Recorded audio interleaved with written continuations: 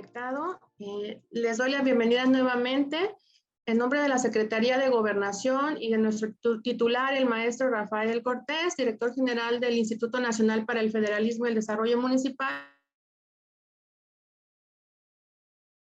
Les damos la más cordial bienvenida a esta sesión, a nuestro diálogo virtual de la serie del Derecho a la Ciudad, en esta ocasión con el tema Ciudades Participativas e Incluyentes. Vamos a tener a dos grandes ponentes, que son la licenciada Carla Hernández Torres, directora de Cultura Demográfica de CONAPO, y el señor Philip González, director regional para Asia del Foro de las Federaciones. Y ahora le voy a pedir yo a mi compañero Ernesto Rodríguez que sea tan amable de darnos los comentarios de contexto de esta sesión. Y le voy a pedir, por favor, Ernesto, te pido que nos ayudes a llevar esta importante sesión del derecho a la ciudad. En una primera parte, enseguida nos va a intervenir también Andrea Chávez en la parte de moderación de las preguntas de nuestras y nuestros participantes. Adelante, Ernesto, por favor. Bienvenidos y bienvenidas todos. Gracias, muy amable. ¿Qué tal? ¿Cómo están, amigas, amigos? Nos da mucho gusto que nos acompañen el día de hoy, que se hayan abierto un espacio en su agenda para poder estar con nosotros en una más de las sesiones que tenemos del derecho a la ciudad. En nombre de la Secretaría de Gobernación y del Instituto Nacional para el Federalismo y el Desarrollo Municipal, nuestro titular, el maestro Rafael Cortés, les da la más cordial bienvenida. Y pues, sin duda alguna, hoy tenemos una gran exposición. Como ustedes saben, estamos llevando a cabo un ciclo que le hemos denominado el derecho a la ciudad. Y como comentaba con nuestros ponentes, que en un momento más me voy a permitir presentarlos, cuando empezamos a platicar acerca del derecho a la ciudad, pues nos dimos cuenta que era un tema muy importante, muy complejo y lleno de una serie de aspectos tan relevantes que merecía la pena desarrollarlo en varios eventos. Fue así que diseñamos el ciclo que hemos denominado el derecho a la ciudad con 10 sesiones. La primera de ellas empezamos justamente preguntándonos, bueno, ¿y qué es esto del derecho a la ciudad? En una segunda sesión empezamos a vincular los derechos humanos con el derecho a la ciudad, posteriormente el derecho a la ciudad y los vínculos entre las ciudades y la parte rural de los países. Posteriormente empezamos a hablar acerca de movilidad, de medio ambiente, y en esta sesión que tenemos el día de hoy, nuestros dos grandes ponentes, la licenciada Carla Hernández, directora de Cultura Demográfica del Consejo Nacional de Población, y Philip González, representante del Foro de Federaciones, un organismo de carácter internacional que nos está acompañando desde Australia, cosa que le agradecemos enormemente. Los dos nos van a platicar justamente esto, bueno, y cómo las ciudades, cómo las autoridades pueden impulsar acciones, pueden llevar a cabo política pública para promover justamente, primero, el derecho a la ciudad, y dos, que es el tema de hoy, cómo promover que estas ciudades sean participativas e incluyentes. Entonces, este es el foco del día de hoy en este ciclo del derecho a la ciudad. Carla, por supuesto, bienvenida en nombre del INAFET, te damos nuestra más cordial bienvenida y nuestro agradecimiento porque te hayas hecho este espacio para platicarnos desde la visión del CONAPO, cómo es que podemos promover justamente que las ciudades sean más participativas y más incluyentes. Y a Philip, desde Melbourne, Australia, que nos comenta que está en una hora muy bonita a las 2 de la mañana allá, por la diferencia de horario.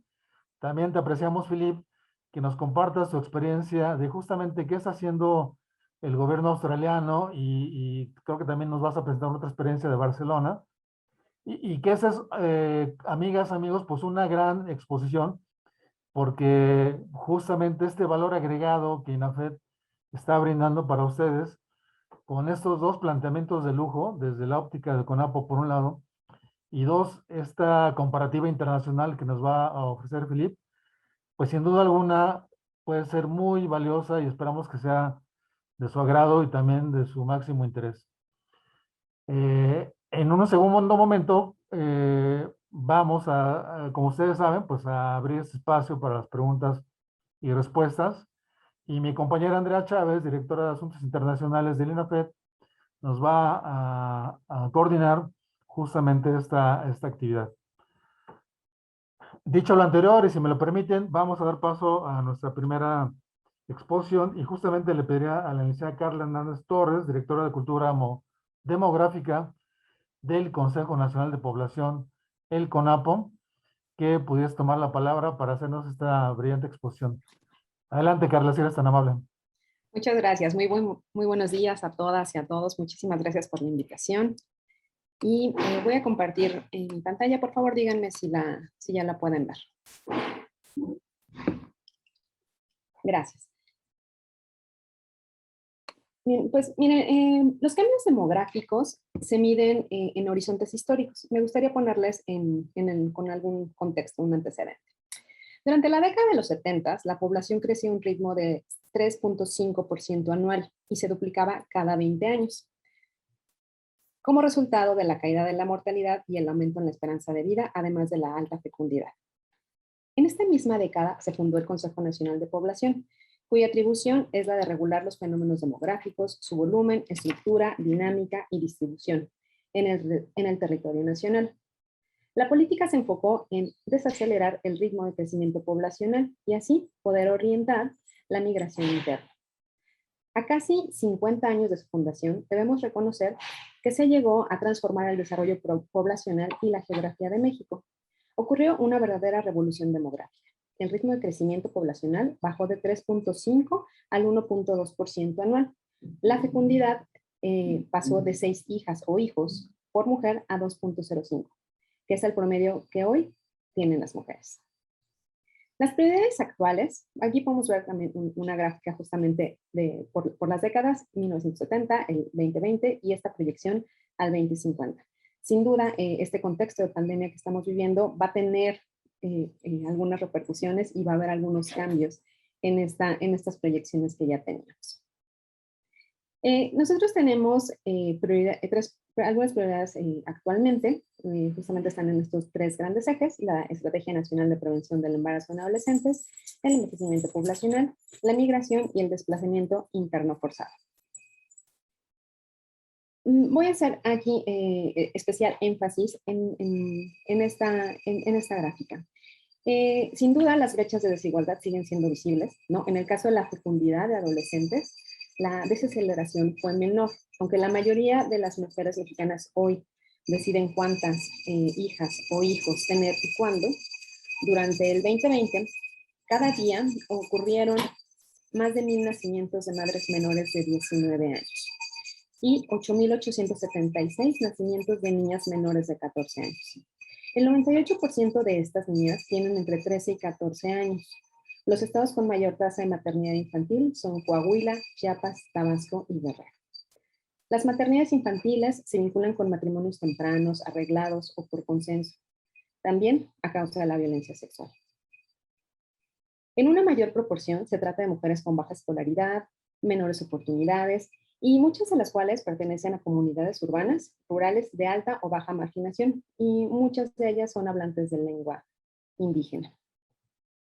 Casarse o hacerse madre a temprana edad es un indicador de pobreza y de exclusión escolar. El 23% de las madres adolescentes abandonaron la escuela por no tener dinero para solventar estudios. El 19.5% lo hicieron porque no les gustaba estudiar. El 16% desertó por embarazo. El horizonte educativo de muchas y muchos jóvenes mexicanos es corto. De hecho, el promedio de escolaridad en el país es de 9 grados. El 34.4% de adolescentes abandonó la escuela porque consideraban que ya habían alcanzado el grado escolar que esperaban. En la encuesta nacional de la dinámica de relaciones en los hogares, la ENDIRE, en el 2016, nos indica que el 9.4% de las mujeres mexicanas declaran haber sufrido violencia sexual durante la niñez: acoso, abuso sexual, violación o incesto. El 27% de los casos, el agresor fue el tío. El 13% algún otro conocido, el 12% otra persona, el desconocido el 9.7%, el hermano en un 9.3% y el papá en un 6.6%.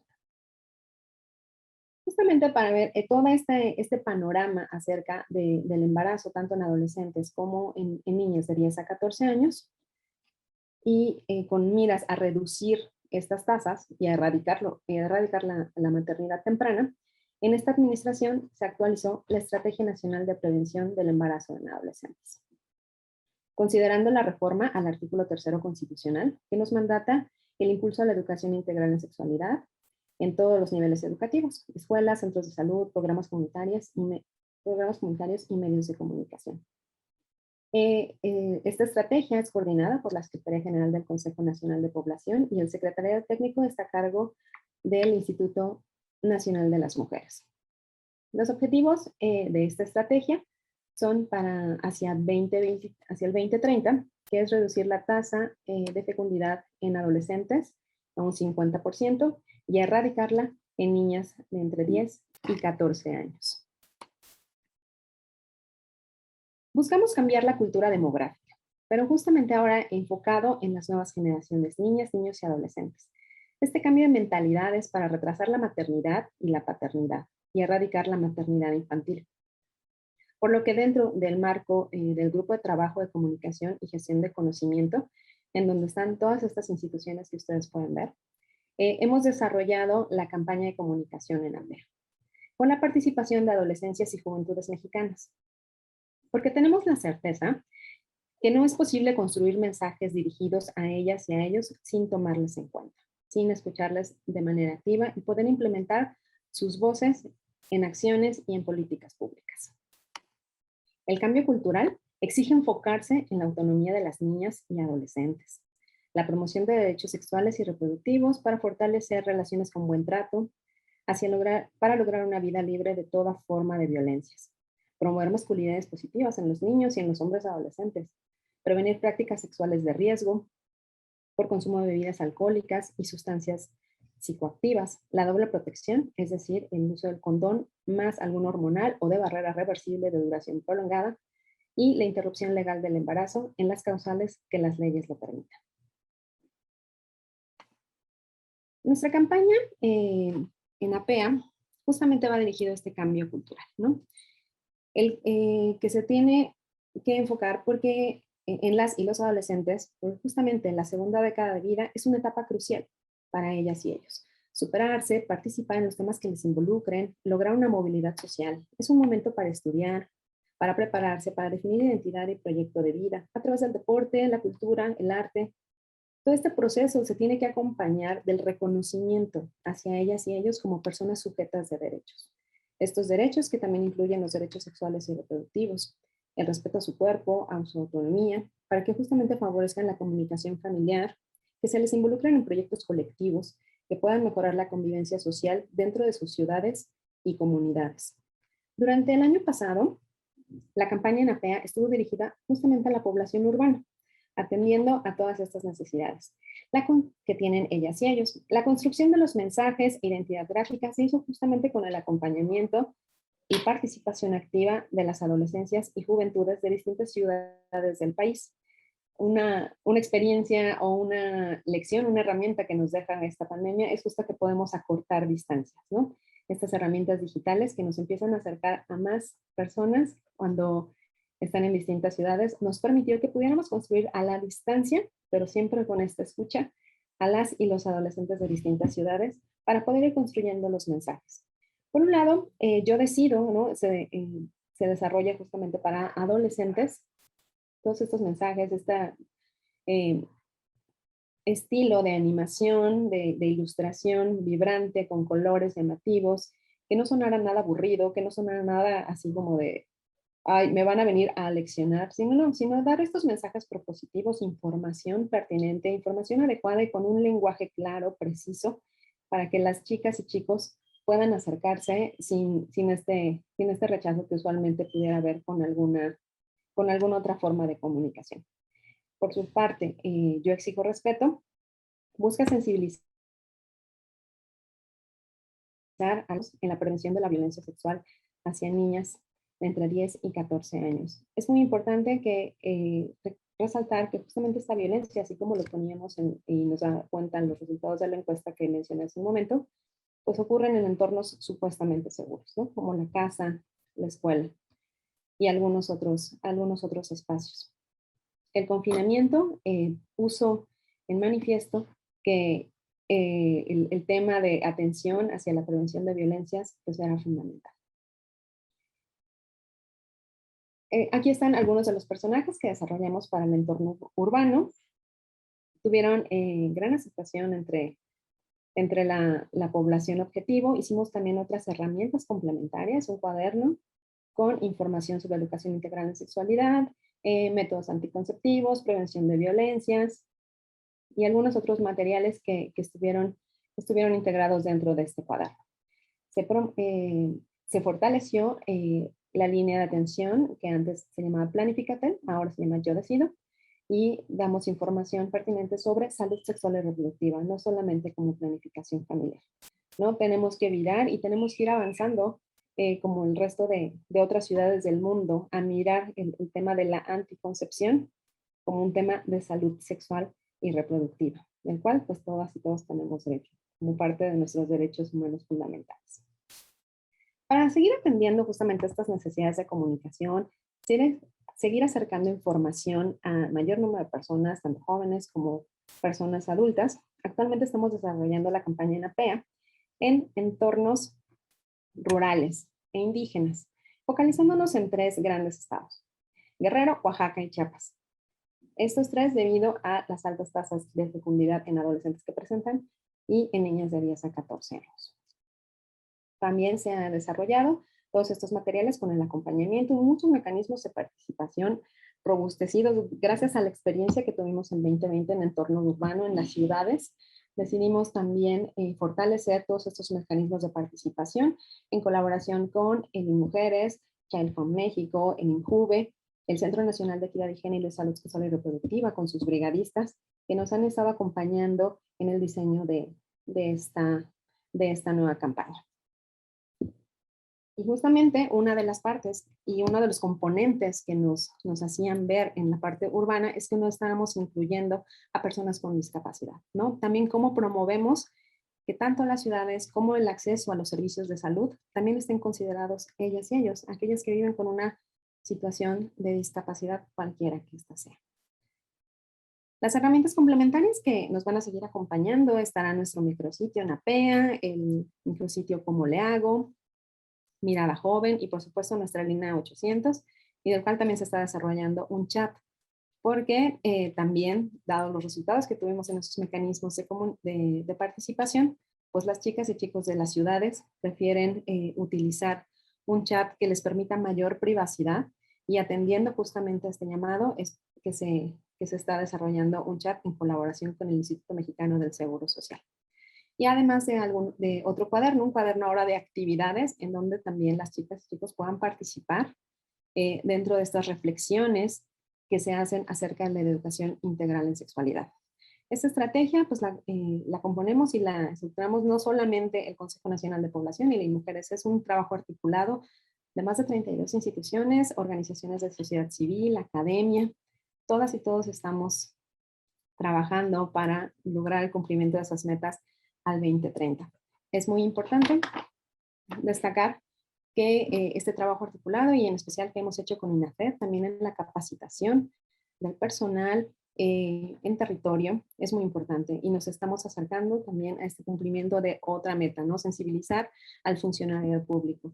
¿Por qué? Porque les tenemos que sensibilizar y hacerles llegar toda esta información para justamente tener esta corresponsabilidad y este compromiso de esta estrategia nacional. Nuestras adolescencias, juventudes son nuestro presente y tenemos que garantizarles el acceso a todos sus derechos humanos. Por mi parte es todo. Muchísimas gracias.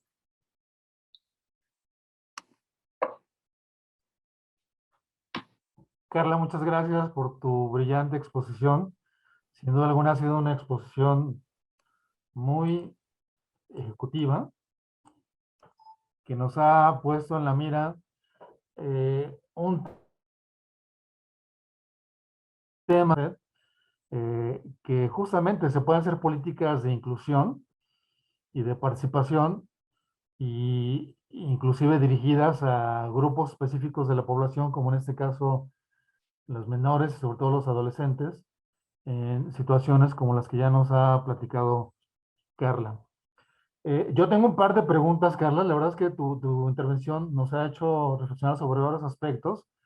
Yo tengo un par de preguntas, pero quisiera guardarlas para el momento en que se abra la sesión de las mismas y que nos ayude a coordinar Andrea. Y también quisiera invitarlos a todos, amigas y amigos, a que nos hagan llegar sus preguntas a través del chat para que nuestros ponentes puedan conocerlas y en el momento apropiado podamos abrir este espacio para que, sin duda alguna, tanto Carla y ahora Philip nos puedan ir abundando un poco acerca de sus brillantes comentarios. En nombre de la FED, Carla, muchas gracias. Chávez, directora de Relaciones Internacionales del INAFED, para que nos haga la presentación de nuestro siguiente ponente. Adelante, Andrea, si eres tan amable. Muchas gracias, Ernesto. Pues bueno, como muy buenos días a todas y todos. Como ya bien hemos mencionado, para el INAFED es un gusto estar aquí con todas y todos ustedes. Como bien les habíamos mencionado ya en algunos diálogos pasados, la importancia y el papel que tiene lo internacional hoy en día en nuestros municipios. Pues en ese sentido, de la red internacional con la que cuenta el INAFED, con la que ya les hemos estado platicando, hemos logrado tener una estrecha relación con el Foro de las Federaciones del Canadá, con quien hemos tenido diferentes acciones, hemos tenido un intercambio de información para brindárselas a ustedes. Y justamente hoy es uno de esos ejemplos en los que hoy les damos estas herramientas prácticas con muchísimo gusto. Les traemos una visión internacional. Realmente esto es lo que nos ayuda a nosotros como municipios ver que lo internacional no es lejano, sino que lo tenemos aquí cerca, que es tangible, y qué mejor que ver estas herramientas de manera práctica como lo va a hacer nuestro ponente. Nuestro ponente, me voy a adelantar un poquito, pero nos va justamente a presentar casos prácticos, casos de éxito que se pueden replicar y que podemos tomar para hacerlo de manera local. Y para mí y para el INAFED es un gusto poder presentarles nuevamente a nuestro ponente Philip González, director regional para Asia, viene representando el Foro de las Federaciones de Canadá. Para nosotros es un gusto tenerlo aquí porque él viene desde Australia, tiene 15 horas de diferencia y aún así lo vemos contento y entusiasmado para estar aquí. Entonces le damos la más cordial bienvenida. Y adelante, Philip. Bienvenido nuevamente. Muchísimas gracias, Andrea. Muchísimas gracias, Ernesto. Es un placer enorme estar con todos ustedes. Hablar de unos casos de Australia, de Melbourne, de Victoria y también de Barcelona, de España. Voy a get my share screen going. Entonces, muchas gracias otra vez.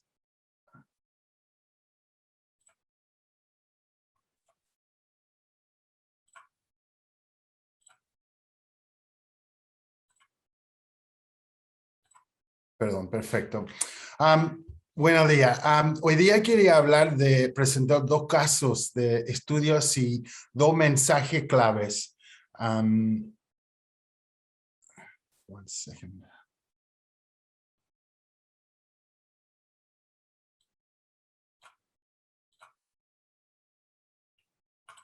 Perdón.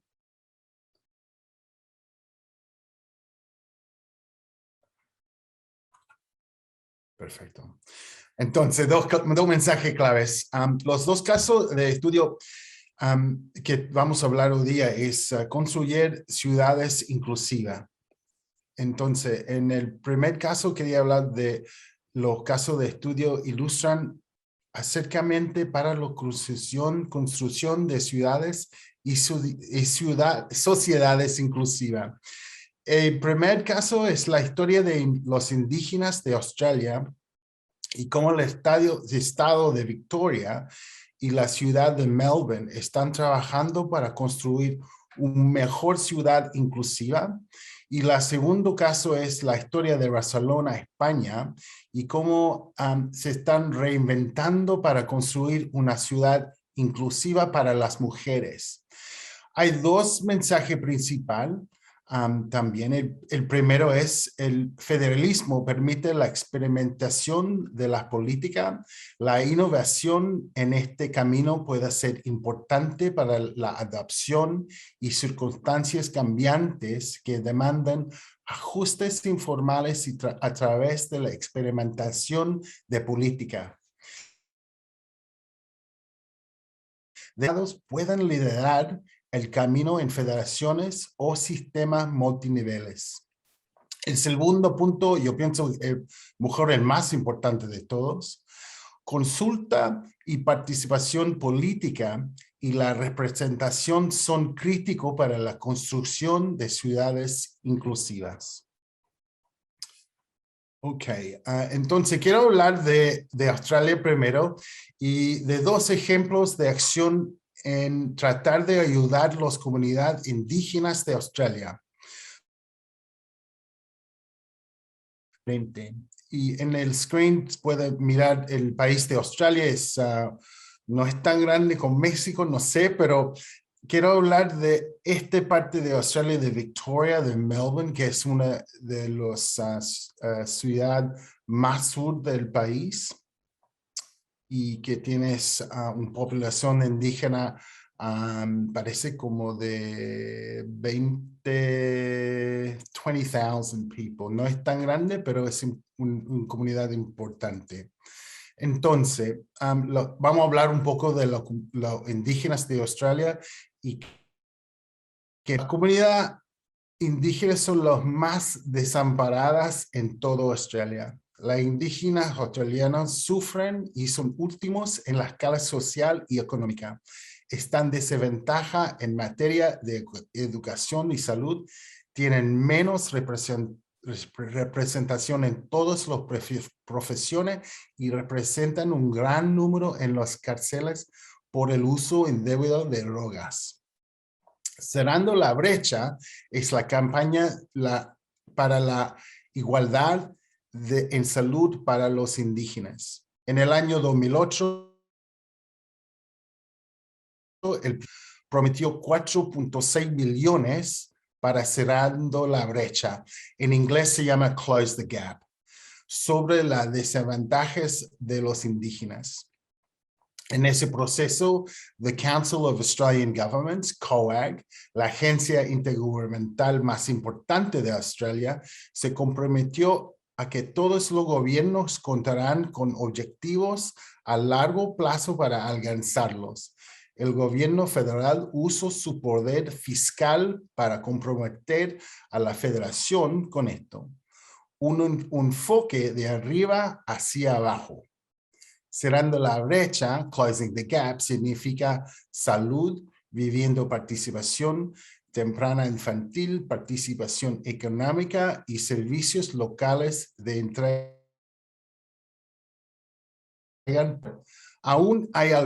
Aunque hay algunos avances, se han tenido varias críticas. ¿Y por qué? El problema con cerrando la brecha o close the gap fue la falta de consulta con comunidades indígenas. Consulta, reconocimiento y compromisos son cruciales. La falta de servicios controlados por la comunidad indígena, lo que brinda la verdadera igualdad y aceptación por parte de los grupos marginados.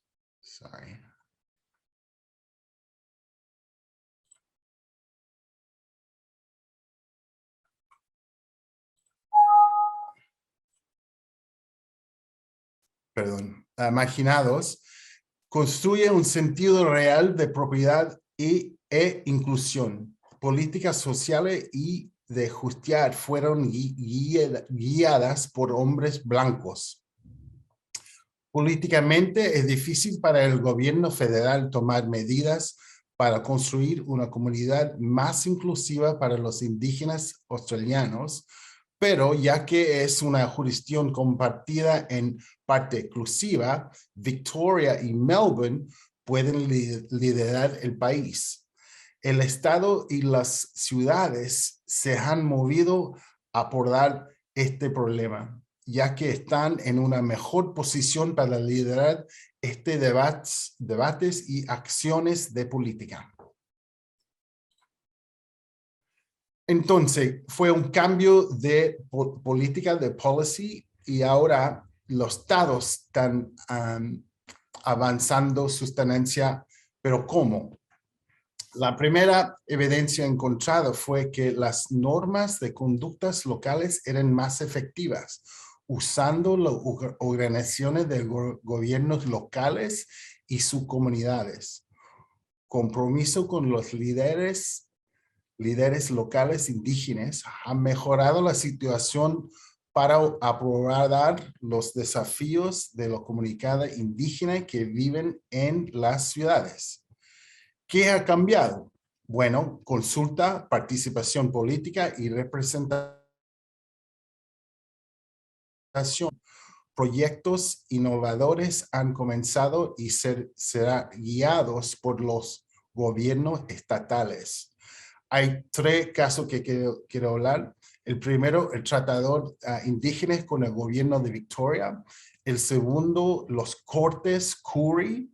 Y el tercero, el gobierno de Victoria estableció la Comisión de Justicia de Yurok como el primer proceso de decir la verdad del país.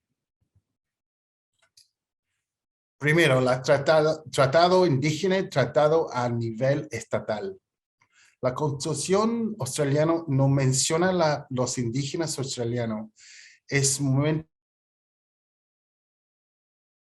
para identidad australiana y reconozca la historia indígena. El gobierno de Victoria y Melbourne está liderando el país a través del trabajo hacia un trato con los indígenas de Victoria. Trabajan juntos para crear un futuro más para todos los Victoria y permitir la verdadera autodeterminación de los indígenas. Un tratado es una oportunidad para reconocer y celebrar el estatus, los derechos, la cultura y las historias singulares de los indígenas de Victoria. Es una oportunidad para aprobar los errores y redefinir las relaciones entre los estados, los indígenas de Victoria y los no indígenas de Victoria. Segundo fue los cortes Curry, que fue una radical cambio de la manera como manejaba el sistema de justicia. La Corte Curry se ha desarrollado para reflejar cuestiones culturales y operar de una manera más informal. Debe elegir qué está escuchando en el tribunal de Curry.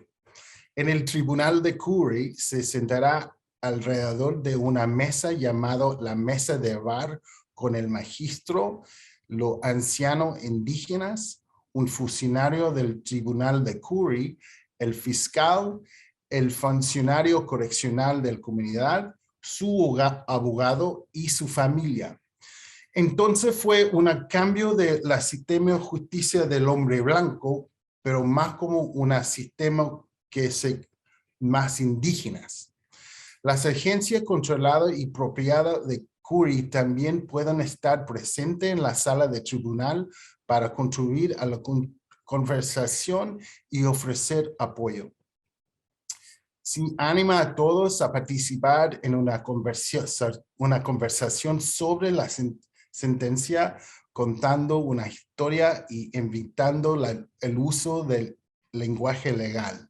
Los ancianos indígenas o las personas respetadas puedan dar consejo cultural para ayudar al magistro en emitir un juicio que es culturalmente apropiado, ayuda a reducir la probabilidad de reincidencia y indígena. Ahí está una demostración, una imagen de cómo es más informal, pero más al nivel de cómo son los indígenas de comunidad aboriginal o indígenas.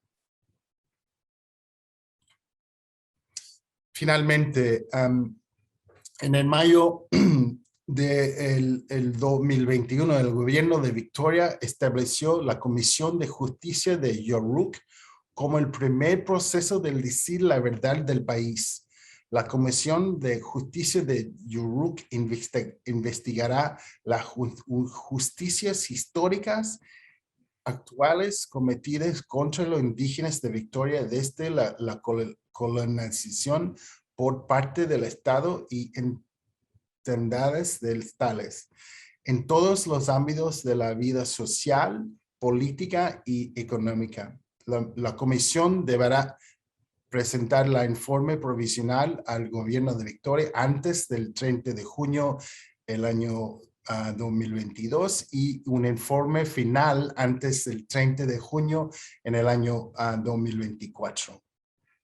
El comisionado investigará los campos del derecho, la socialidad y las desventajas, sistemas, los derechos sobre la tierra, la historia y la trauma y la curación. El establecimiento de la Comisión de Justicia de Yuruk se basa en el trabajo del liderazgo nacional de nuestro Estado sobre el trato y el compromiso del gobierno de Victoria en el año 2018 de aprobar los errores históricos y las injusticias en curso a través del proceso del tratado. Victoria es ahora la primera y única jurisdicción que ha aplicado los elementos del tratado y la verdad. Esta ciudad y estado llevarán el resto del país a construir una nación más inclusiva. Y no sé si saben mucho del problema de indígenas de Australia, pero es muy grave. Y entonces es una innovación muy grande para el país, pero vamos a ver qué pasa. El segundo caso que quería hablar es de la ciudad de Barcelona y su enfoque para construir una ciudad para mujeres.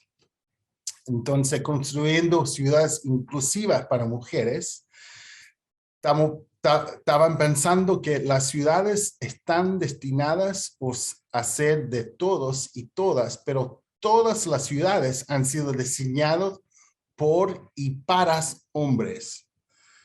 Entonces, en Barcelona estaban pensando, ¿cómo vamos a construir una ciudad para mujeres? Y Barcelona podría darnos una respuesta. Durante los últimos años, la ciudad ha tenido una alcaldesa con una agenda feminista. Esto ha fomentado la investigación y las decisiones políticas basadas en la investigación y consulta. Las feministas trabajaron en la planificación urbana de la ciudad para descubrir lo que debían cambiar para hacer la ciudad adecuada para las mujeres. Como resultado, se llegó a estos 6 pasos que se deben seguir si buscan construir una ciudad para mujeres. La primera fue baños. La investigación mostraba que las mujeres pasan 3 veces más tiempo en el baño. A comparación con los hombres, las mujeres necesitan más baños adaptados a sus necesidades también. El ejemplo es que para las madres que es muy complicado para entrar a un baño público con una carriola, y Barcelona ha construido más baños públicos diseñados específicamente para mujeres. El segundo paso fue juego limpio. La investigación también mostró que los espacios públicos están segregados. Se empezaron a crear espacios para diferentes tipos de juego, ya que anteriormente el espacio estaba dedicado únicamente para fútbol. Ahora el espacio está dividido en diferentes tipos de juego. Para hacer esto, le preguntaron a los miembros del vecindario qué juego querían.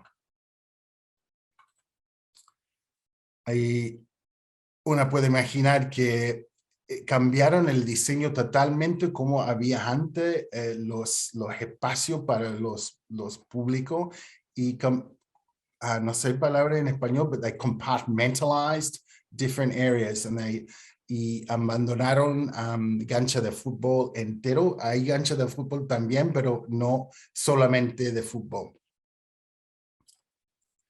La tercera, the third paso fue la manera en que ella se mueve, viajes. El espacio está centrado en el hombre.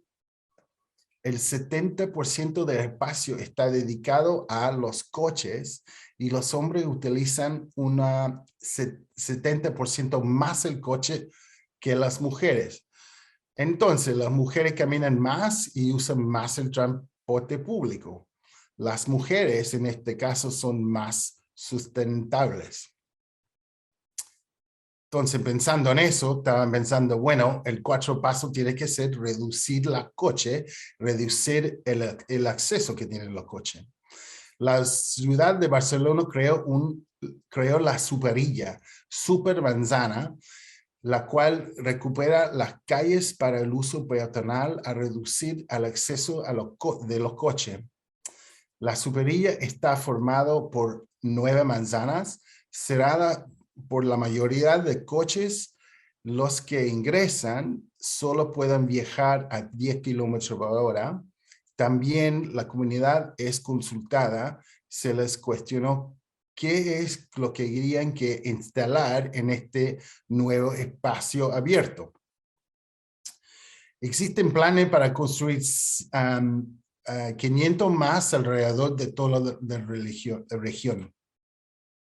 Y esta es una foto de imagen de cómo habían antes los calles y puede ver entran los autos, pero ahora hay una imagen aquí de cómo cambiaron la espacio que antes fue solamente para el auto y ahora tienen mucho más espacio y vamos a llegar el otro paso que tomaron, que preguntaron qué quieren hacer con todo este espacio nuevo público.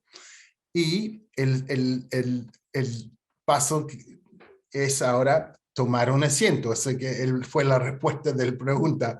Cuando se le preguntaron a las comunidades que querían, la mayoría respondió tomar un asiento. Las mujeres querían bancos como componente básico de la movilidad, socialización y cuidado.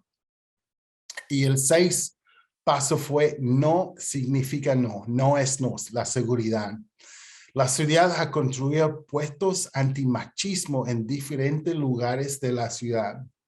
Las investigaciones arrojaron los lugares donde se producían la mayoría de los ataques en contra de las mujeres y los puestos fueron puestos en este área. La campaña No es No comenzó al mismo tiempo. Se imaginaban cómo sería la ciudad diseñada únicamente para las mujeres. Y voy a mostrar una foto de cómo ves estos instalación en partes que antes fueron muy peligrosos para mujer. Y No es No campaña cambió mucho de la mentalidad de muchos.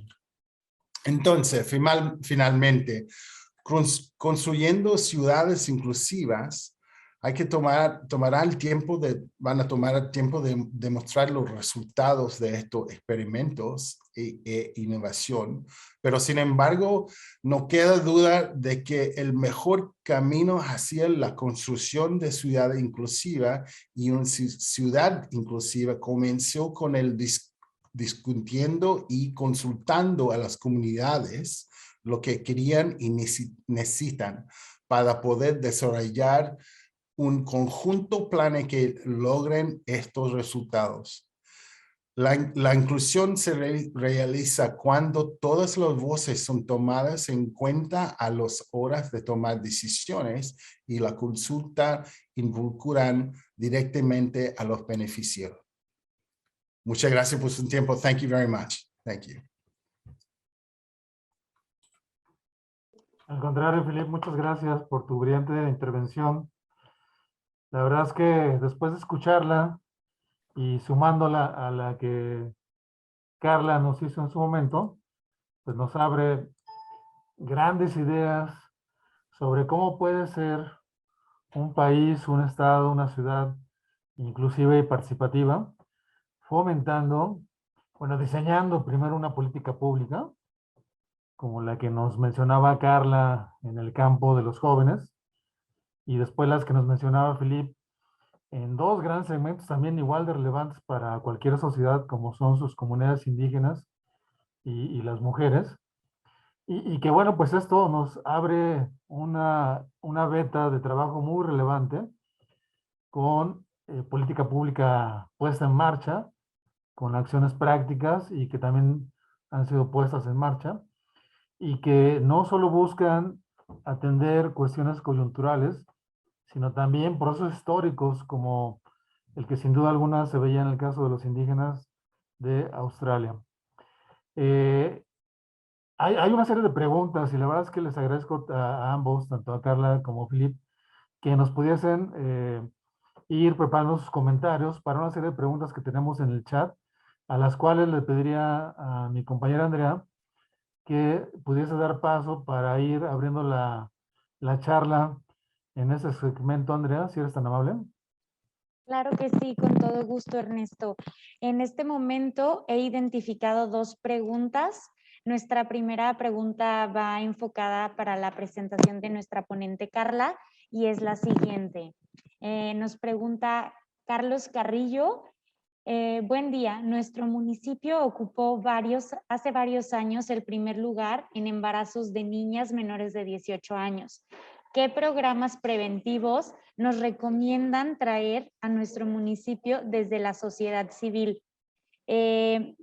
Aquí le cedería el uso de la voz a nuestra ponente Carla para que nos pueda apoyar con esta respuesta.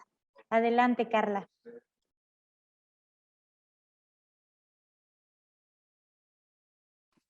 Listo, muchas gracias.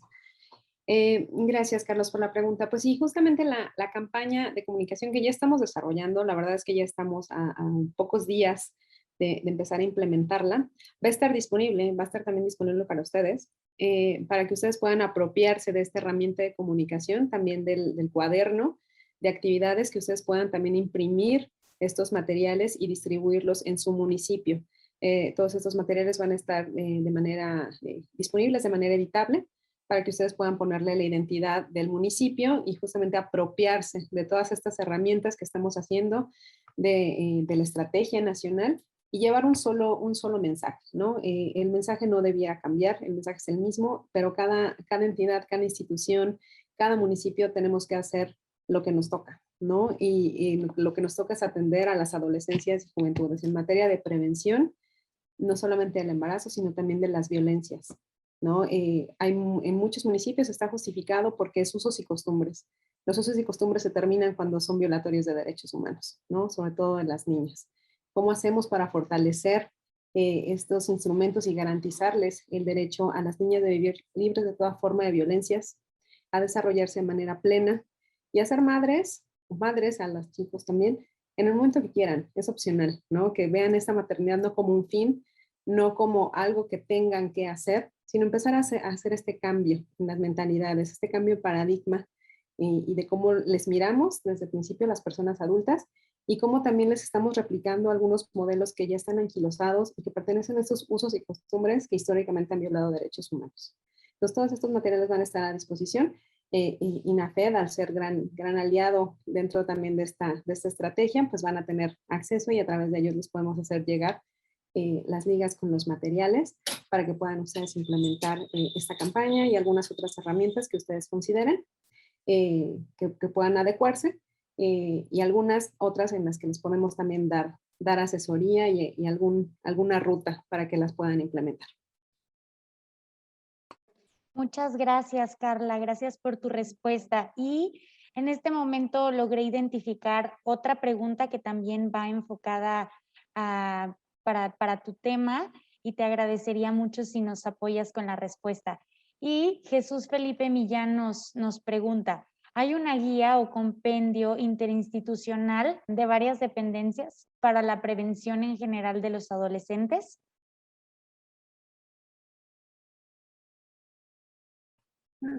Listo. Nosotros tenemos enfocado en materia de prevención de embarazo y la erradicación del embarazo temprano. La Secretaría Ejecutiva del Sistema Nacional de Protección Integral de Niñas, Niños y Adolescentes también tiene una serie de materiales justamente enfocados a adolescencias, a niñas y adolescencias.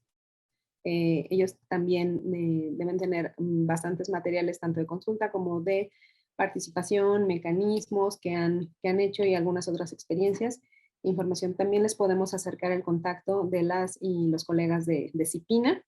CIPINA está, la Secretaría Ejecutiva está en el nacional, pero también tiene sus brazos en los estados y en los municipios. Entonces también sería muy importante hacer ese acercamiento, sobre todo para ese grupo etario. Muchas gracias, Carla. En este momento he identificado algunas preguntas ahora para nuestro ponente Philip y me gustaría cederle el uso de la voz a nuestra participante Zoila Fabiola, quien ha tenido algunas preguntas en el chat y la invitamos a que nos lo haga de viva voz. Adelante, Fabiola, te escuchamos. Hola, buenos días, casi tarde. Mi pregunta era dirigida a Philip sobre el punto que mencionaba sobre el que los hombres usan alrededor del 60% más los vehículos. Y la pregunta que tenía era si dentro de estos indicadores se tomó en cuenta si realmente no los usan porque por preferencia o porque no tienen un acceso a los vehículos o no tienen acceso al mantenimiento o a los combustibles para poder utilizarlos. Entonces, estaría interesante ver si en esos indicadores se contemplaron esos aspectos para una real inclusión.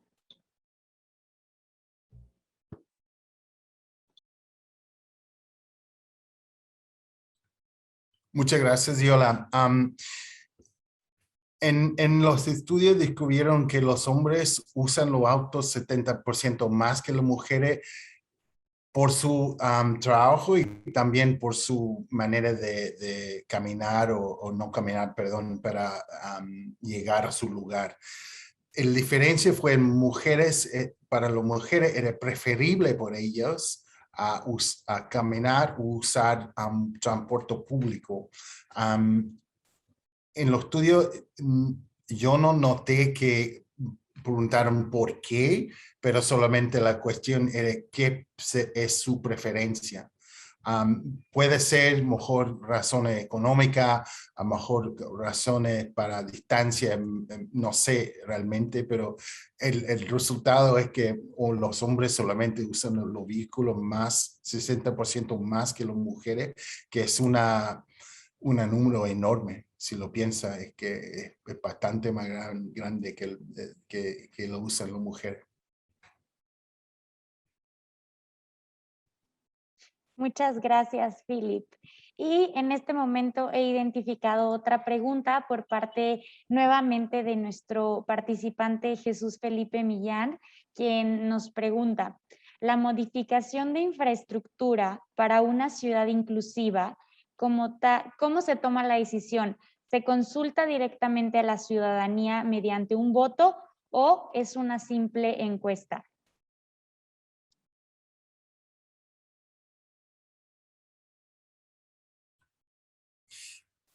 En este caso, en Barcelona, esa fue una decisión política después de la elección del platform de cambiar la ciudad. Entonces fue una decisión del público, pero política después de la elección de eso. Y entonces, después de eso, podían tener el poder de cambiar la infraestructura a su dirección, a su plan es hacer eso. Muchas gracias, Philip.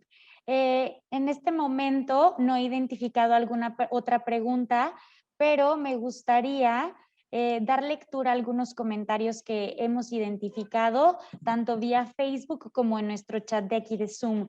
Eduardo Pérez Monroy vía Facebook nos comenta, Interesante experiencia la de Australia, la cual confirma que solo con la participación y empoderamiento de los actores locales y o beneficiarios de las iniciativas inclusivas, estas podrán tener éxito en su diseño, implementación y ejecución. Y también nos comenta Leticia M. Muy interesantes ejemplos donde se toma la opinión de los ciudadanos para la ejecución de dichos proyectos y sobre todo la inclusión feminista. Y finalmente tenemos otro comentario de nuestra participante Magdalena Rodríguez, quien nos comenta: felicidades a Philippe González por darnos a conocer políticas públicas tan importantes que consideran como la base de opinión de las personas directamente involucradas, porque de alguna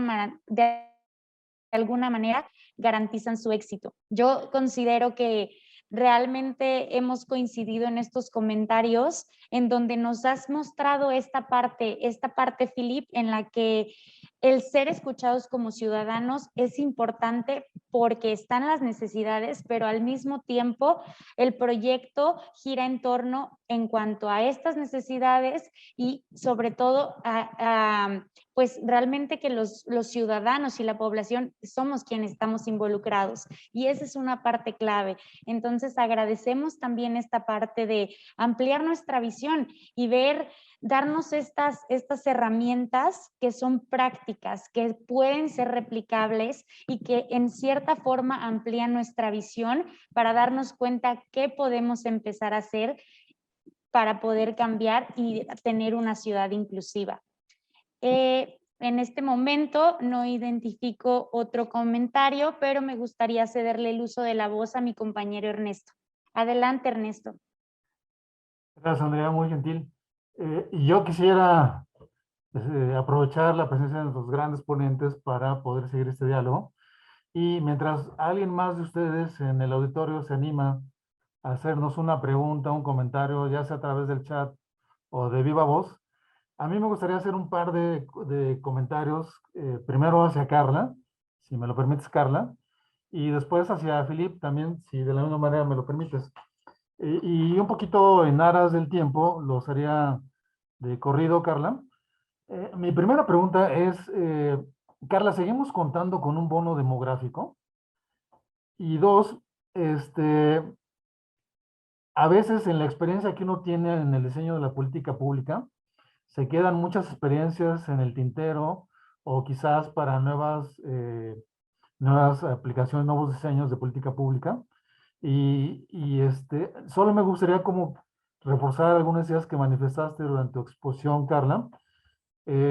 Por ejemplo, ¿qué te dijeron o qué les dijeron los adolescentes para hacer sentir que realmente estaban siendo escuchados, para hacer sentir que estaban realmente siendo incluidos y para ser participativos? Cuando hablabas de este diseño de política, me llamó mucho la atención esta parte donde ustedes nos hacen ver que recuperan este sentir, en este caso de los adolescentes. Manifestabas algunos casos, pero no sé si hubiese algún otro comentario que le agregue valor a estas ideas que tú ya nos expusiste, para ilustrar justamente cómo se puede hacer esta consulta y esta participación de la que ambos nos comentaban. Y un tercer punto, Carla, que también me llamó mucho la atención cuando hablabas de sensibilizar al servidor público. Pareciera obvia, pero te la quiero hacer. ¿Por qué tenemos que sensibilizar al servidor público? Particularmente en este segmento que pareciera tan sensible, con un grupo poblacional también altamente sensible, que está en proceso de formación. ¿Por qué recomendarías tú, y sobre todo a las autoridades locales, que se tomen el tiempo, el compromiso y el recurso para sensibilizar al servidor público en este campo, Carla?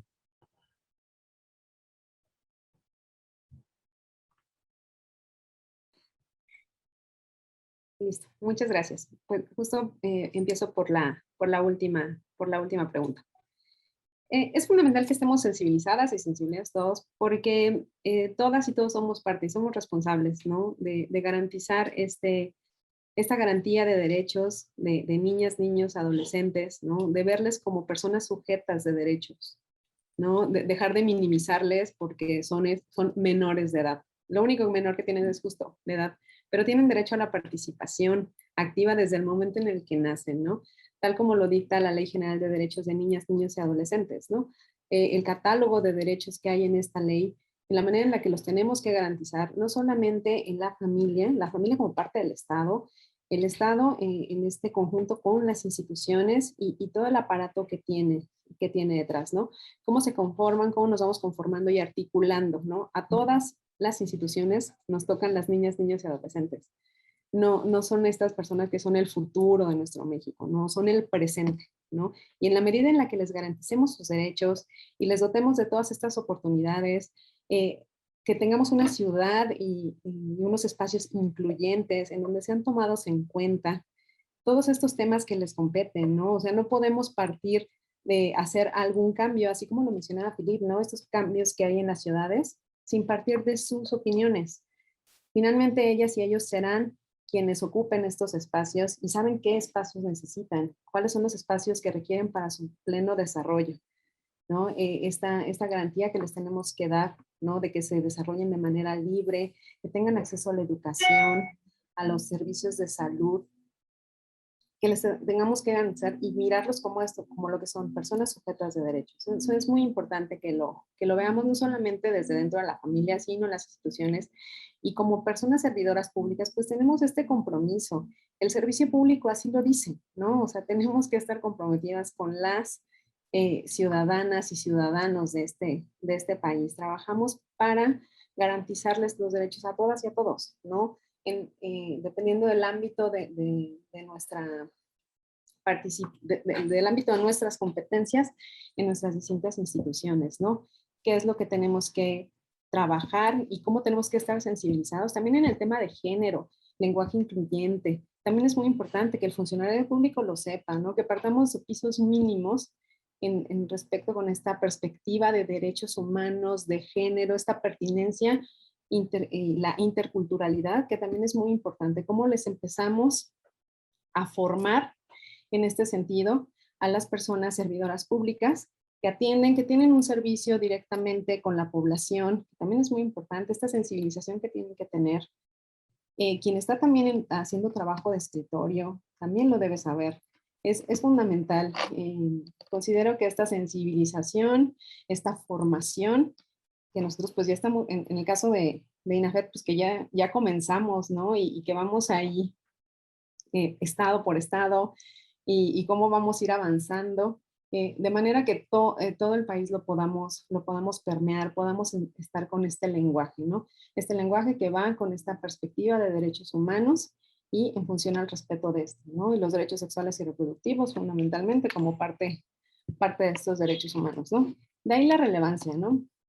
Justo que aprendamos, que conozcamos, muchas personas funcionarias públicas no conocen qué es la ENAPEA, ¿no? ¿Cómo hacemos para que se sumen, así como lo dice nuestro taller de capacitación, ¿no? Súmate a la ACE, ¿no? ¿De qué se trata, cómo es, con qué se come y cuál es nuestra participación y cuál es nuestro papel, ¿no? Dentro de esta estrategia.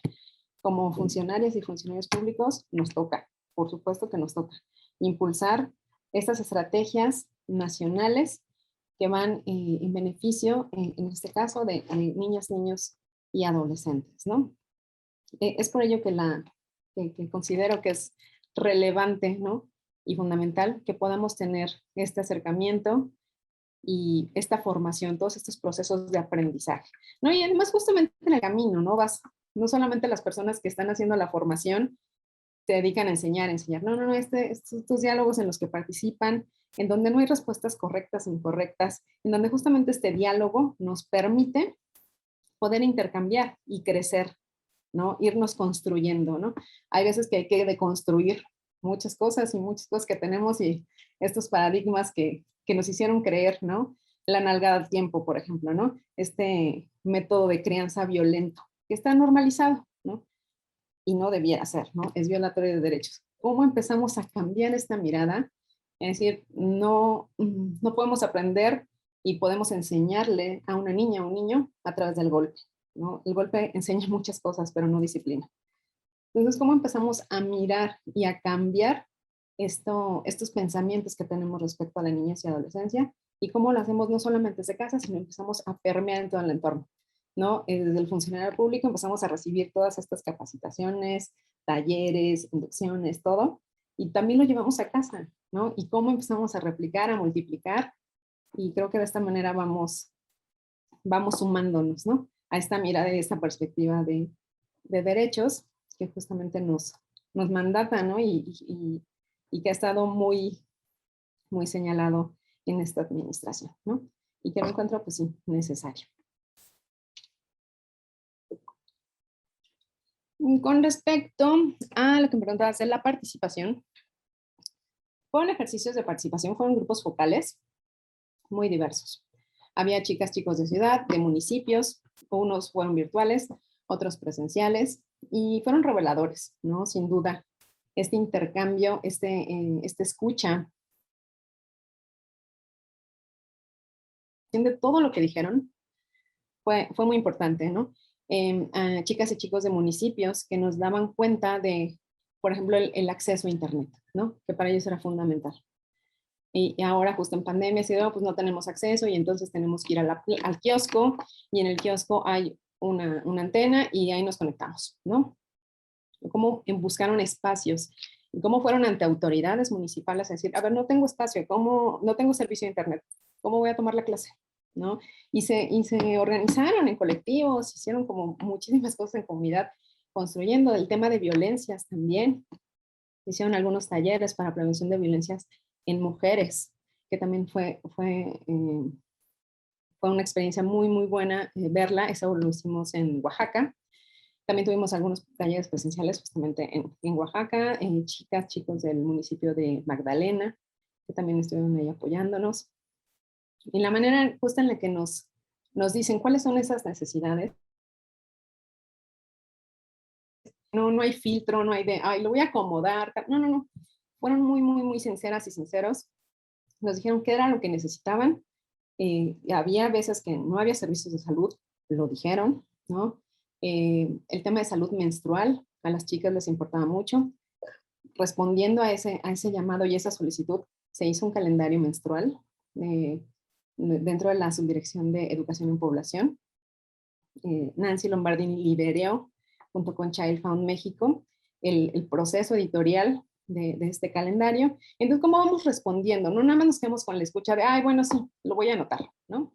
Sino, ¿qué hacemos con eso que nos dicen y cómo les devolvemos una respuesta, ¿no? En muchos casos ellos nos daban las respuestas y de, bueno, a ver, si necesita tal, aquí está, háganlo. Y eran muy claros. Y eran chicas, chicos de 14, 17 años que decían, ok, ¿cómo hacemos estos mecanismos y cómo los llevamos a otras autoridades y empezamos a escalar, ¿no? Si bien no lo entregan a nosotras y no tenemos este ámbito de competencia, ¿con quién sí, no? ¿Con quién les acercamos? Y entonces empezamos a articular. Entonces, si no es INAFED, es el INJUVE, es el INMujeres, es la Secretaría Estatal de la Mujer.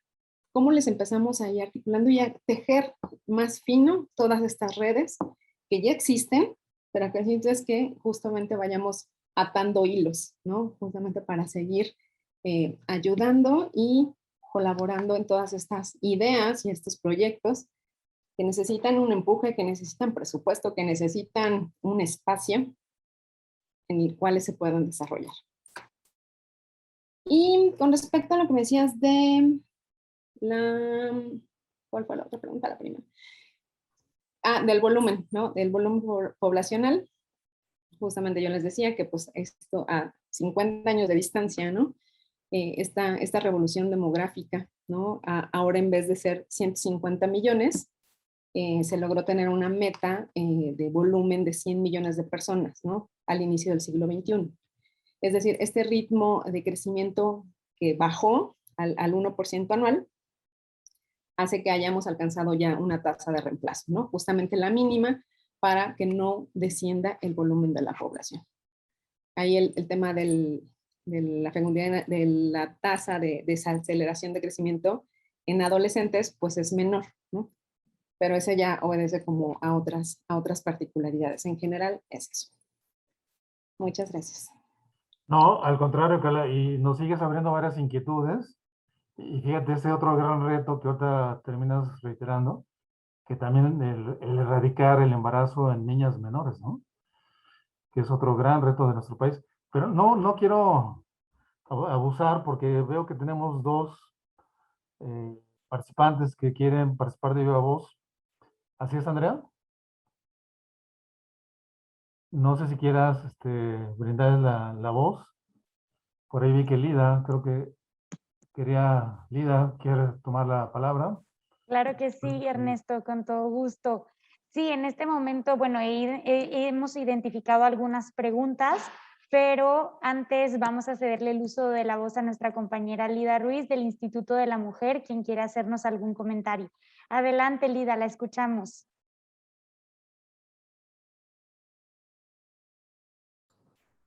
Gracias, muy amable. Buenas tardes ya. Únicamente digo, con lo que acaba de hacer de referencia Carla, definitivamente, como comenta Ernesto, nos abre muchísimo el panorama. Yo al menos estoy en un Instituto Municipal de las Mujeres, del gobierno desde lo local, como lo hemos comentado. Aquí, aparte de que se sufre violencia, también tenemos problemas de adicciones. Es necesario que hagamos el vínculo con el gobierno federal y el gobierno estatal para que comencemos a combatir este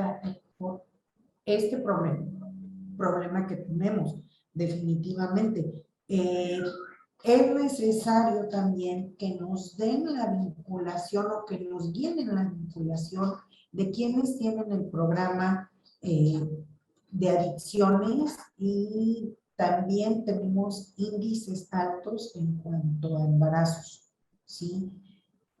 Necesitamos tener la vinculación directa con la gente del gobierno federal, porque este programa yo ni sabía que estaba a nivel estatal. Entonces, sí es necesario que nos digan quiénes los llevan a nivel federal para mandarles un correo, hacerles la solicitud, porque yo insisto mucho que si no estamos vinculados los 3 niveles de gobierno, luego no llega la información necesaria. Y nosotros es lo que necesitamos. Como yo siempre lo recalco y lo digo constantemente, para mí estos diálogos me fortalecen en lo laboral, en lo personal y sobre todo a nivel institucional. ¿Por qué? Porque somos todas las instituciones, son los servidores públicos quienes debemos de llevar esto a la práctica. Pero si del estatal no nos bajan la información necesaria, realmente quedamos como en el limbo.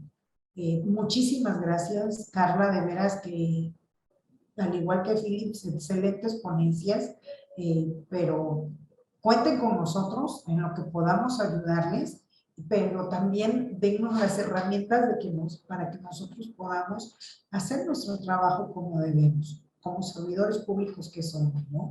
Gracias, muy amable. Muchas gracias, Lida, por sus comentarios. En este momento he identificado 2 preguntas para Philip, las vamos a hacer y posteriormente le cederemos el uso de la voz a nuestra participante Zoila Fabiola, quien también quiere hacernos un comentario de viva voz. Y las siguientes preguntas para Philip son las siguientes. Angie Cepeda vía Facebook nos pregunta: buenas tardes, ¿qué tan viable sería aplicar prácticas para tener espacios incluyentes en las ciudades rurales en México? Es decir, ¿cuál sería el primer paso para iniciar? Esa es nuestra primera pregunta. Y la segunda pregunta de nuestra misma participante nos pregunta: ¿cuál sería el primer paso para implementar prácticas o infraestructuras incluyentes en ciudades rurales, como tal el caso de Australia? Adelante, Philip, si tú nos puedes apoyar respondiendo esta pregunta. Muchas gracias por la pregunta. Estaba pensando en esa cuestión de infraestructura, y esta es una pregunta que puede desarrollar con el sistema de federalismo o un sistema multinivel. depende de qué tipo de cambio quieres hacer. Si estamos pensando en el cambio que hicieron en Barcelona, si tú la piensas, solamente fue cambios que podían hacer en el jurisdicción de la ciudad. Cambiaron la manera a donde como los coches fueron dentro de la ciudad y después edificaron puestas a donde pudieran tener ese espacio para no es no. Entonces la respuesta de infraestructura no fue muy grave porque fue dentro de la jurisdicción de los municipios de la ciudad.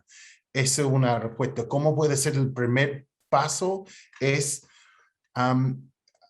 uno puede hacer cambio dentro de su jurisdicción porque no es tan problemático en esa instancia. Si tienes que entrar una jurisdicción adentro otro, como el nivel de estado o nacional, en ese momento necesitáis dos cosas. Necesitáis ¿cómo se dice, Andrea? Political will. Voluntad política. Y necesitáis eso, y también necesitáis un sistema intergubernamental que puedas hablar con el otro a nivel de gobierno. Pero el primer paso práctica será, si quieres hacer como algo como hicieron en Barcelona, pienso que tú puedes hacer en su ciudad, en su municipio, y ese más simple, ese será el primer paso que yo tomaré. Y la pregunta de Australia, no entendí totalmente, Andrea. ¿Puedes clarificar eso un poco, por favor?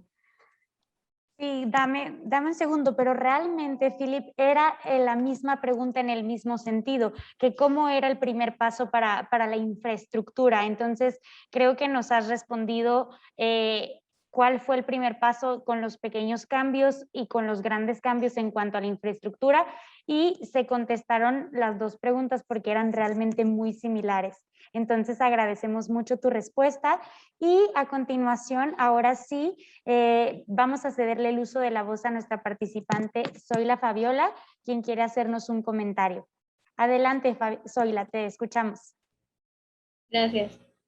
Solo como comentario en relación al tema principal, que es cómo incluir a las ciudades, y en relación a incluir a grupos vulnerables, un punto bien importante es que pues, a qué los queremos incluir, ¿no? Y hablábamos en el diálogo pasado sobre el desarrollo sustentable y la Agenda 2030.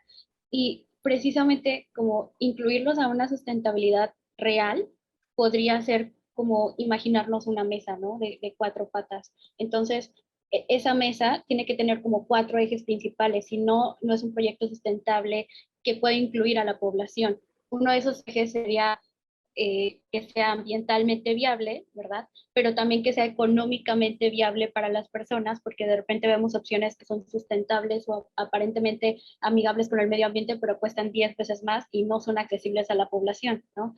Y también está el hecho súper importante que sea socialmente aceptado, y no porque sea socialmente aceptado es lo mismo que a lo mejor utilicen esa opción porque no hay otra, ¿no? O porque no tienen acceso a vulnerabilidad, como el boquito rojo que comentaba con Philip, y es que sobre todo España, que tiene unos indicadores bastante altos de vulnerabilidad energética, el que utilicen a lo mejor cierto coche o no, a lo mejor no es tanto la sustentabilidad, a lo mejor es falta de acceso y esa vulnerabilidad energética, y qué tanto de su dinero o su ingreso pueden permitirse a combustibles energéticos en general. Pero los proyectos sustentables también son basados en que la sociedad los pueda aceptar y los pueda utilizar.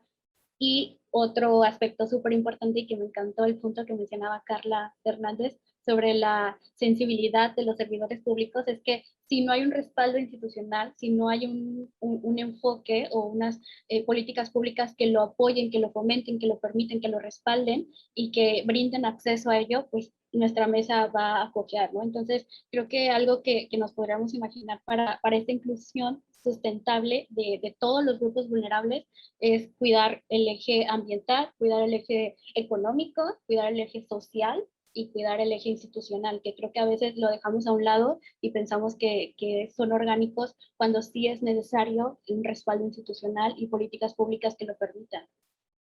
Era todo mi comentario. Muchísimas gracias, Zoila. Y vamos finalizando nuestras participaciones y vamos a ceder el uso de la voz a nuestra participante Magdalena Rodríguez Lomelí, quien también quiere hacernos un comentario al respecto. Adelante, Magdalena, te escuchamos.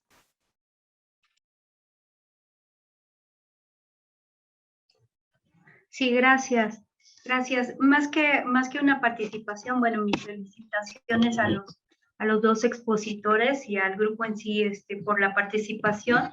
Debido a las participaciones que se han estado teniendo, a mí me surge, más que duda, es una curiosidad y por saber la experiencia exitosa.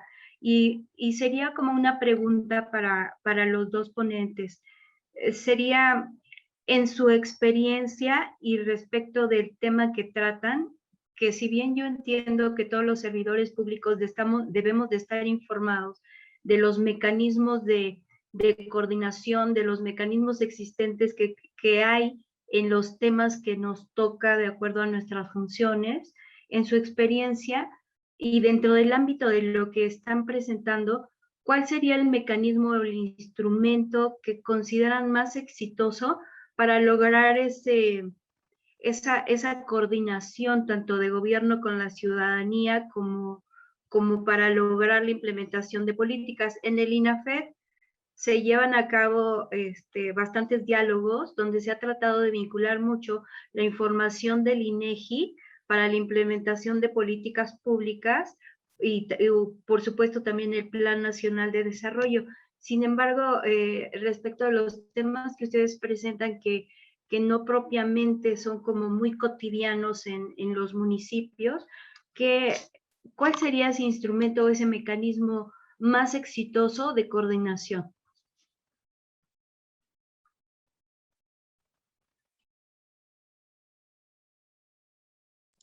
Muchísimas gracias, Magda. Gracias por tu intervención. En este momento vamos a ceder el uso de la voz a nuestra participante, Elizabeth Cariño, quien también quiere hacernos un comentario. Adelante, Elizabeth, te escuchamos.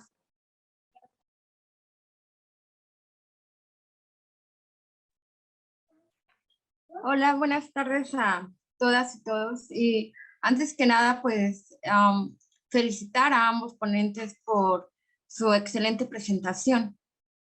Respecto al tema de la inclusión, creo que es fundamental, primero, hacerlo visible, hacer visible las problemáticas que existen, ponerlo sobre la mesa, concientizar sobre el problema, pero sobre todo llevar a cabo acciones concretas y dar presupuesto para atender estas situaciones.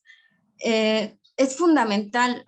Conocemos que existen grandes problemáticas, por ejemplo, como lo mencionaban con el embarazo adolescente, o en el caso de las mujeres que buscan salir a trabajar, no es lo mismo que tengan hijos a que no tengan hijos. Entonces, se deben de hacer acciones concretas. En ese sentido, por ejemplo, en el caso de las adolescentes embarazadas, es fundamental que el Estado garantice que estas mujeres embarazadas estas adolescentes embarazadas puedan concluir su educación.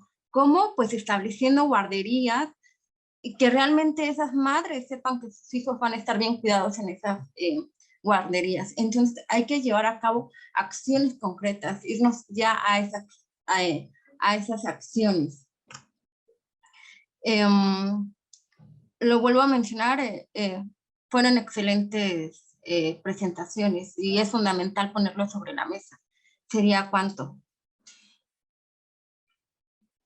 Muchas gracias, Elizabeth. Y ahora retomando, ya que tuvimos las dos participaciones de nuestros participantes aquí, vamos a retomar la pregunta que nuestra participante Magdalena Rodríguez nos hizo, y quiero invitar a los ponentes a que alguno de los dos nos pueda responder la pregunta que nuestra participante nos hizo. ¿Quién de ustedes quisiera responderla? ¿Carla? ¿Tú nos puedes apoyar?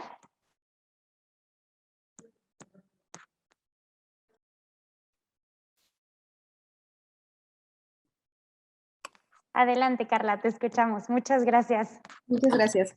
Sí, justo estos procesos de participación que hablábamos y de los cuales decíamos cuál era como este caso de éxito. Para nosotros desde la Secretaría General del Consejo, yo decido el año pasado que tuvo este replanteamiento y que esta segunda fase del ENAPEA vino a cambiar un montón de cosas, ¿no? Y si desde 2015 tenemos ya esta campaña de comunicación, pues anteriormente cada año se cambiaba el mensaje, se cambiaba la campaña, se cambiaba la identidad, se cambiaba todo, ¿no? Entonces, ¿de qué manera vamos a tener esta recordación si cada año vamos cambiando, ¿no? Entonces, de ahí empezó este planteamiento de solo tener un mensaje, empoderamiento, de escuchar por primera vez en estos procesos a las y los adolescentes, ¿no? No se les había tomado en cuenta ningún mecanismo para la elaboración de esta campaña.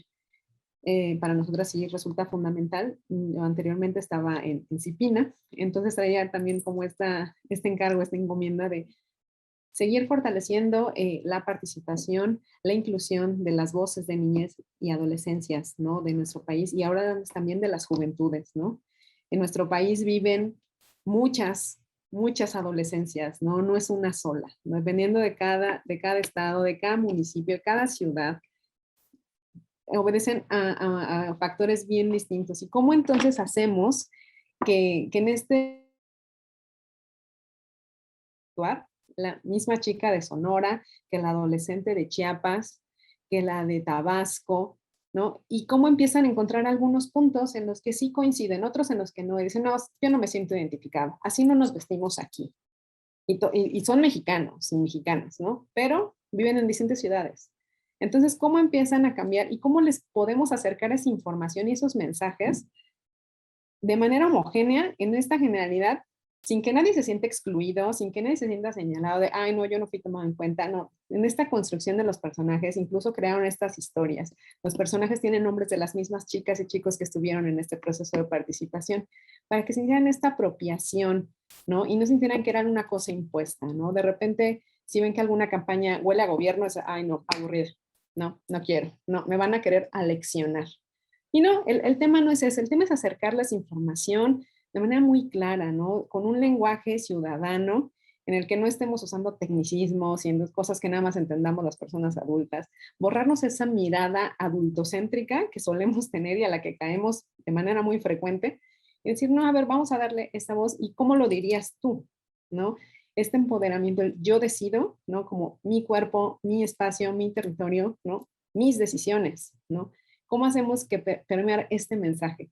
Para nosotros este proceso de participación, y además que fue muy corto y lo hicimos súper rápido, y se pudo hacer, se pudo lograr, se pudo concretar, sistematizar y llevar a la luz, nos sirvió como de ejemplo, ¿no? Para fortalecer este año hicimos muchísimo más grupos focales, con más participación de más adolescentes.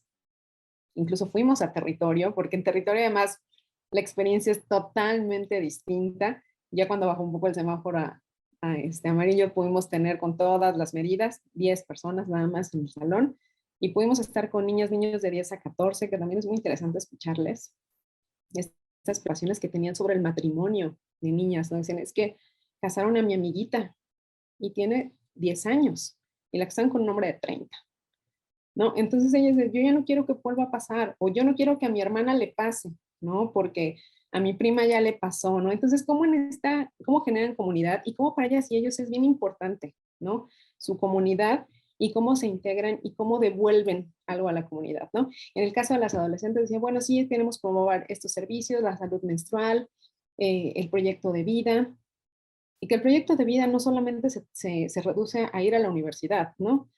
Ver otros horizontes, ¿no? También hay chicas que están con emprendimientos, ¿no? De algún oficio, y ese es su proyecto de vida, y está bien, y está perfecto. Son felices, sí, se están desarrollando, van a lograr su pleno potencial, sí. Y algunas dicen, bueno, igual tal vez profesionalizarme después, pero quiero emprender, quiero tener este negocio, quiero sacar adelante a mi familia, ¿no? O hay quien decía, no, sí quiero estudiar y quiero seguir y tal, y a lo mejor sí estudiar fuera, pero quiero regresar a mi comunidad a hacer algo por mi gente, ¿no? Otro emprendimiento de una chica que borda, ¿no? Y que quiere llevar sus bordados a un nivel de alta costura. ¿Por qué? Porque se siente orgullosa y además se asume indígena y no tiene ningún tema. Esa interculturalidad es bien importante, ¿no? Como las niñas, los niños y las adolescentes tienen este orgullo, ¿no?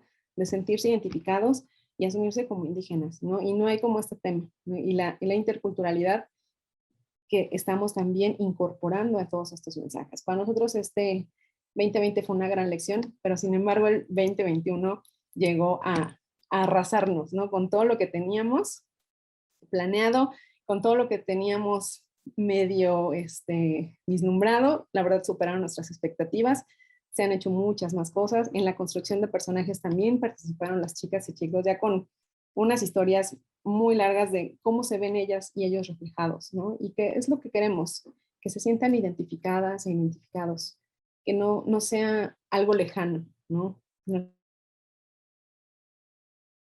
Encontrar este punto de partida en estos mecanismos de participación y de escucha y que podamos implementar sus voces en las políticas públicas. Muchas gracias. Muchísimas gracias, Carla. Gracias por tu respuesta, por tus comentarios, por tus ánimos, por tu pasión con la que nos compartes lo que haces. Muchas gracias.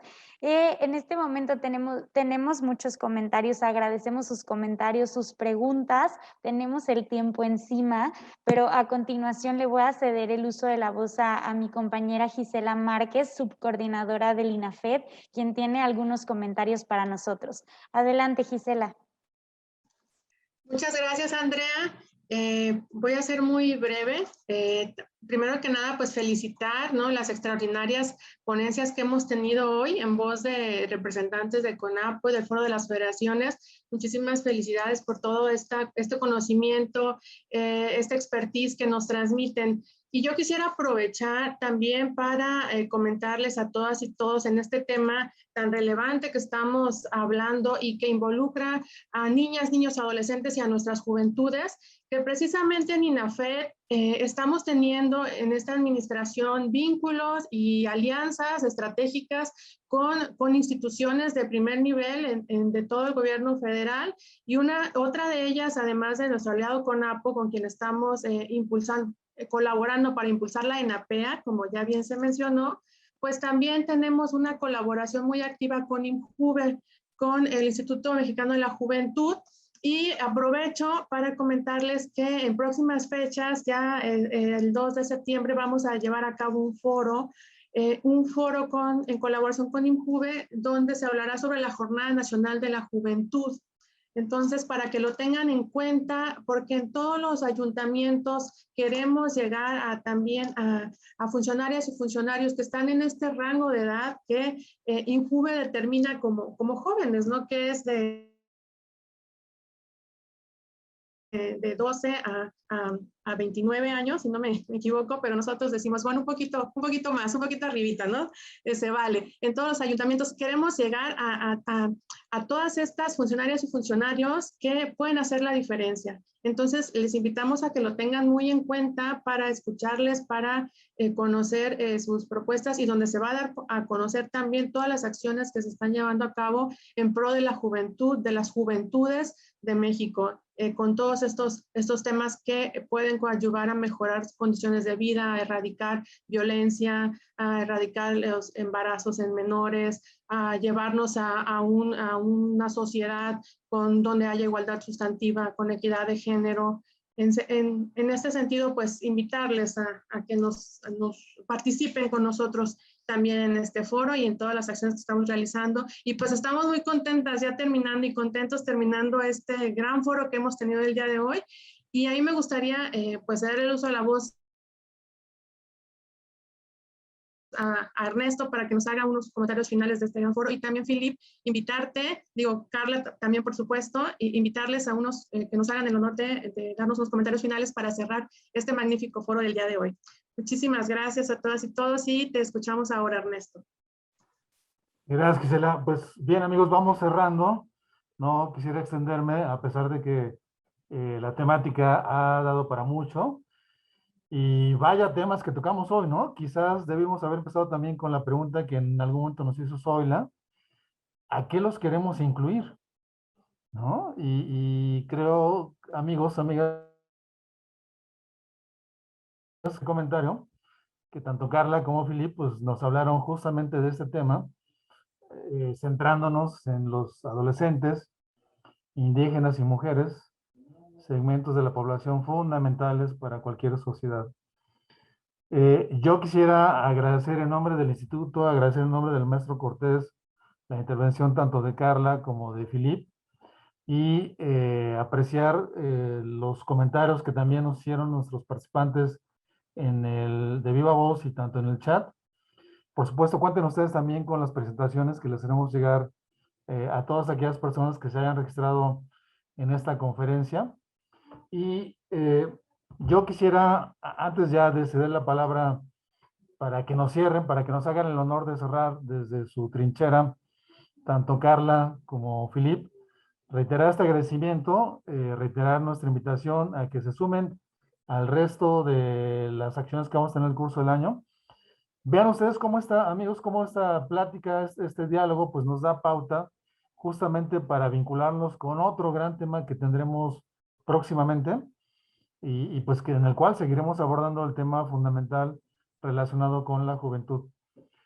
Y ya nada más como comentario, me quedo con la duda, Philip, otro día platicamos sobre Canadá y sus indígenas, y también sobre cómo es un puesto antimachismo allá en Barcelona. Me llamó la atención cómo puede ser ahí un puesto antimachismo en las calles, de esas que mencionabas, y también una idea que se me hizo muy potente, tal vez muy sencilla, pero muy potente.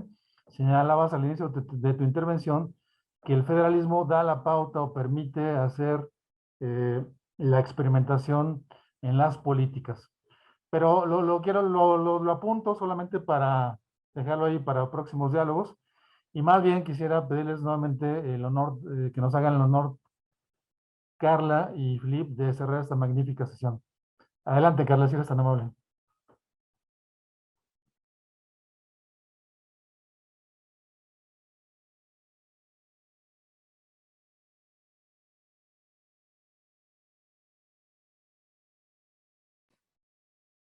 Listo, muchas gracias. Bueno, pues muchas gracias por la invitación, por esta charla, ¿no?, matutina, que ya se nos extendió un poco. Gracias, Philip, también por esos apuntes y cómo empezamos a encontrar estos puntos de coincidencia, ¿no?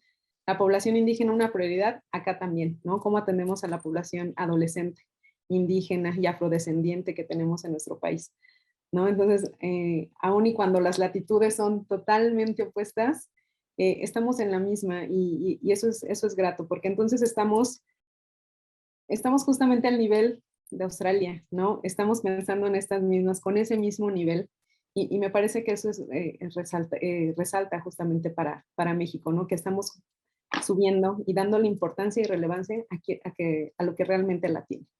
Muchísimas gracias por compartir, gracias por el espacio, y bueno, pues sigamos sumándonos, sumando esfuerzos, sumando pasiones desde donde estemos, en beneficio de las niñas, niños y adolescentes, de los derechos humanos, de los derechos sexuales y reproductivos. Muchas gracias, muy buen día. Gracias, Carla, muy amable. Adelante, Philip, si eres tan amable. Muchísimas gracias a todos para darme esta oportunidad de hablar con todos ustedes. Fue una experiencia muy buena para mí, y también quería amplificar los sentimientos de Carla, que es un momento muy importante para todos en nuestra comunidad humana, y cuando piensan en mecanismo y poder que tenemos, cómo aprovechar las ideas del público, consultar, y liderazgo política, siempre importante también. Y los mecanismos de federalismo son muy importantes porque das la oportunidad de hacer proyectos de piloto de que puedan ponerse más grande y cambiar mucho parte de la ciudad. Otra vez, muchas gracias. Fue un placer enorme y hasta la próxima. Muchas gracias. Gracias, Felipe. Gracias, Carla. Gracias, amigos, amigas de todo el país que nos acompañaron. Nos vemos en la siguiente. Que tengan un gran día.